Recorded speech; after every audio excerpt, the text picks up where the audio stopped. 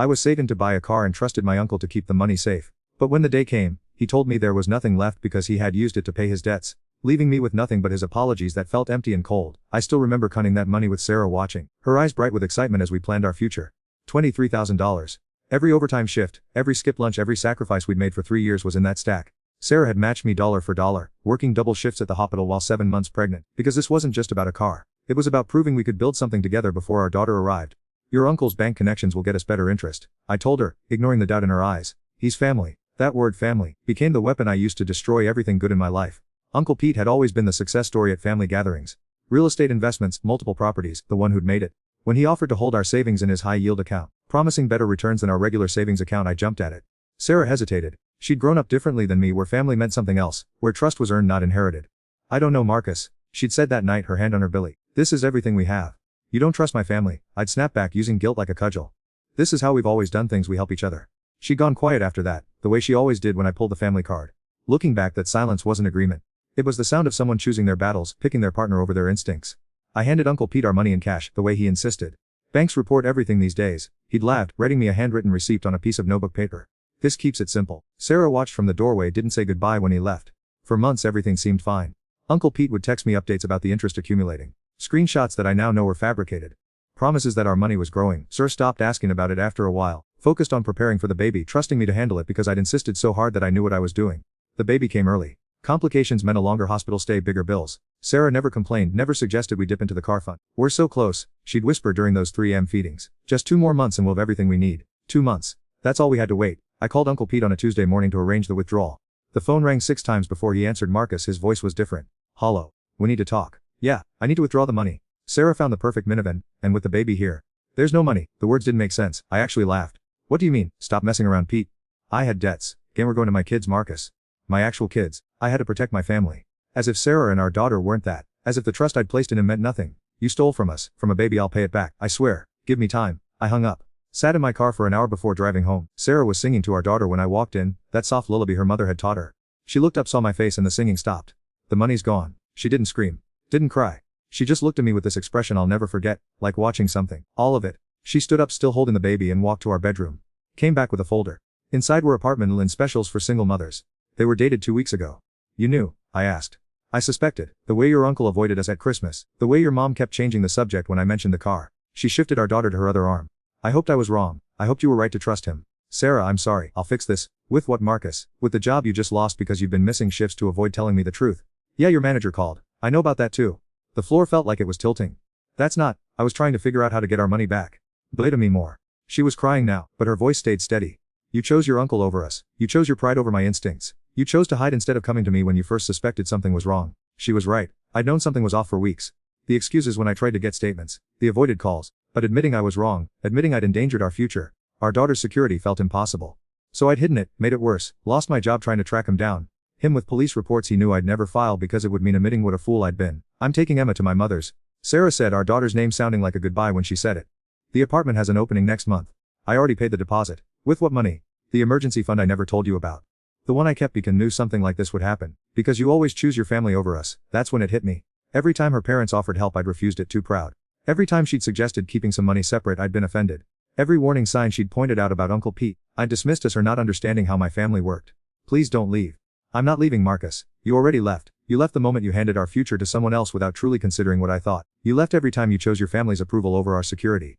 She packed methodically while I stood there useless. Our daughter slept through it all, unaware her world had just shattered. The next morning they were gone. The apartment felt like that. Pete had texted 17 apologies, each one more worthless than the last. I didn't respond. What was the point? My mother called, trying to mediate, saying family should forgive family. I laughed until I couldn't breathe. Family. The word had become 3 months. That's how long it took for everyone to know. Not about Uncle Pete taking the money, but about how I'd handled it, how I'd hidden it.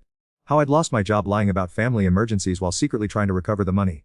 How I'd been going to loan sharks trying to borrow enough to replace what was stolen before Sarah found out. The truth is a way of spreading in small communities, especially when you're desperately borrowing money from anyone who'll listen. Sarah's father showed up at my door on a Thursday.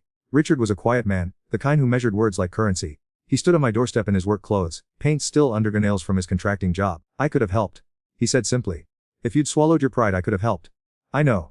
No, you don't know. His voice stayed level, but I could see his hands shaking.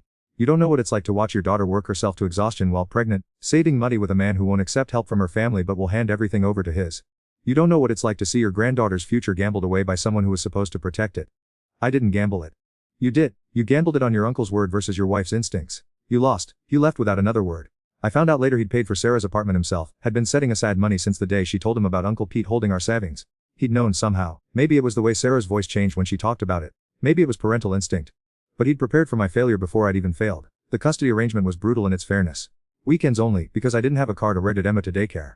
Sarah didn't fight me on it, didn't use it as a weapon. She just presented facts. I lived 40 minutes from her daycare by bus. She lived 5 minutes away. I was unemployed. She had a stable job. I had no savings. She had rebuilt hers. Every other weekend I'd take 3 buses to pick up my daughter. She was walking now, calling me Data, with this huge smile that broke my heart every time. Sarah would hand her over with careful politeness, never mentioning the car she'd finally bought, used but reliable, purchased with her own savings and her father's help. The car seat I could afford, the life I wasn't part of. Just bring her back safe, she'd say every single time. Not mean, not cold, just distant, like I was a babysitter, not a father. Uncle Pete tried to make amends, showed up with $5,000 in cash one day, sweating and nervous. It's a start. He said, I'm working on the rest. I wanted to take it, God. I wanted to take it, but I knew it was guilt money that would never lead to more. Taking it would mean forgiving him, and I couldn't afford that. Not emotionally. Give it to Sarah, I said. Tell her what you did. He went pale. I can't, Marcus. Then keep it. He left the money on my doorstep anyway. I donated it to the women's shelter Sarah volunteered at in her name. She never mentioned it, but I know she knew. The director called to thank me, mentioned Sarah had cried when she heard. My family split down the middle. Half sided with Uncle Pete, is forgive and forget. The other half sided with me, but their support felt hollow. They'd all known Pete had problems. They'd all watched him borrow and never repay, make promises he couldn't keep. But nobody had warned me. Nobody had pulled me aside and said, don't trust him with anything important. Because that's not what family does, apparently. Family enables, family keeps quiet. Family maintains the peace over protecting the vulnerable. I got a job eventually. Warehouse work, overnight shifts.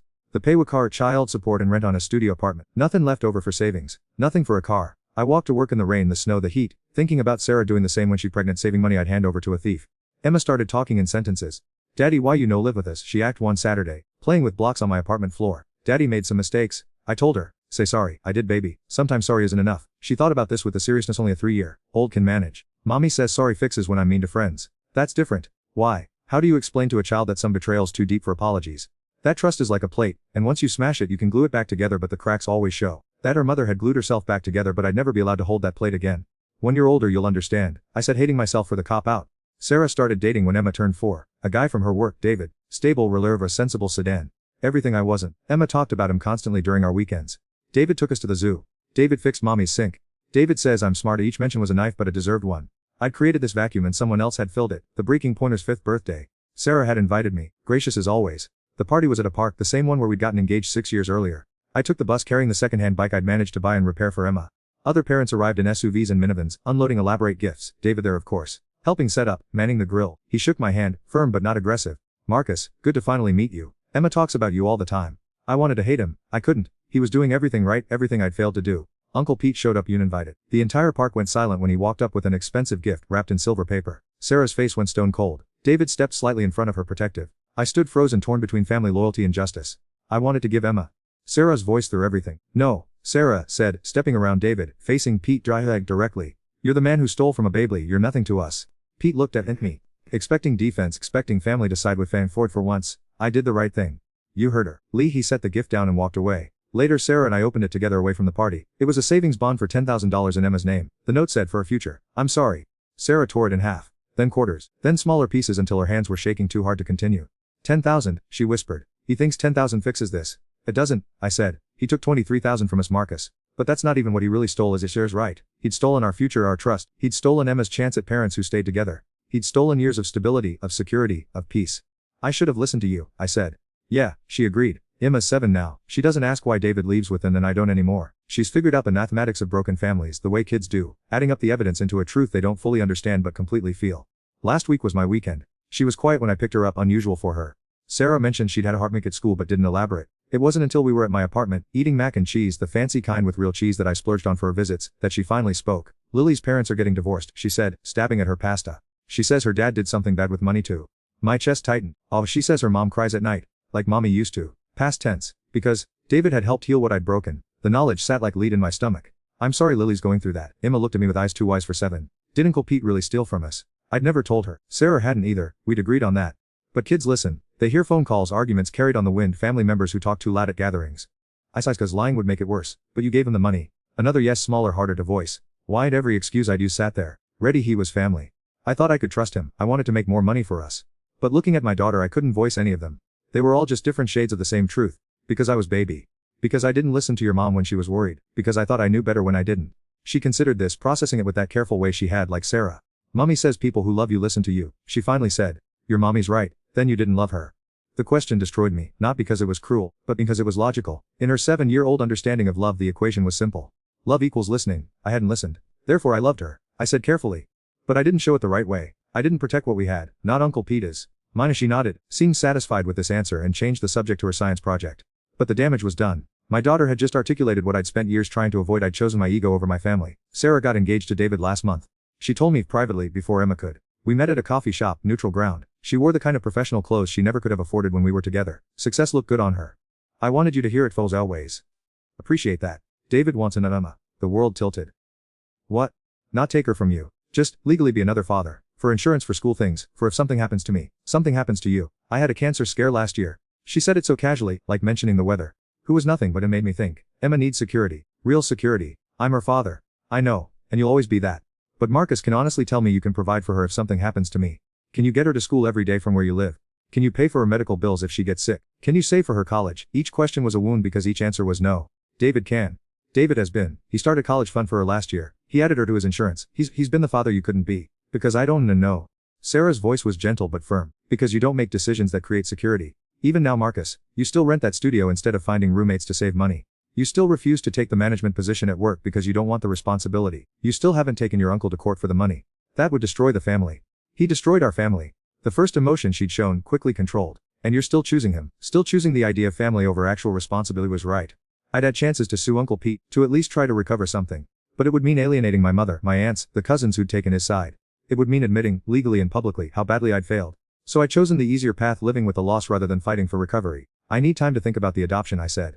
That's fair. David's in no rush, he just wants what's best for Emma. What's best for Emma? The phrase haunted me as I walked home. No car to drive, no money for an Uber. David was what was best for Emma. The security, the presence, the father who showed up not just physically but financially, emotionally, practically. Uncle Pete died 2 weeks ago. Hard at 53. The family gathered for the funeral expecting me to come to forgive, to play the grieving nephew. I didn't go. Sarah did. She sent me a photo from the funeral. Her and Emma, dressed in black, standing with my mother. Emma wanted to say goodbye. The message read. She says he was still family.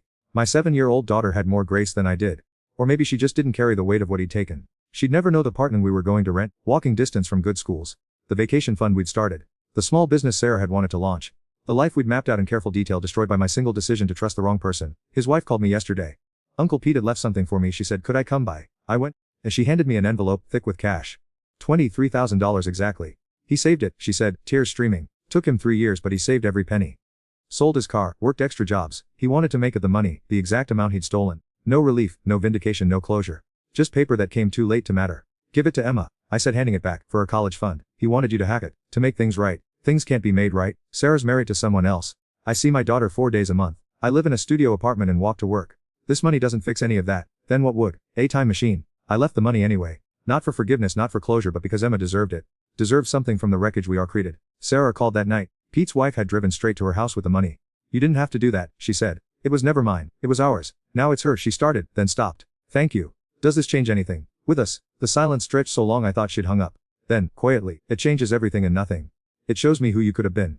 But it doesn't change who you were. After she hung up I sat in my dark apartment, thinking about Uncle Pete dying with that weight on him.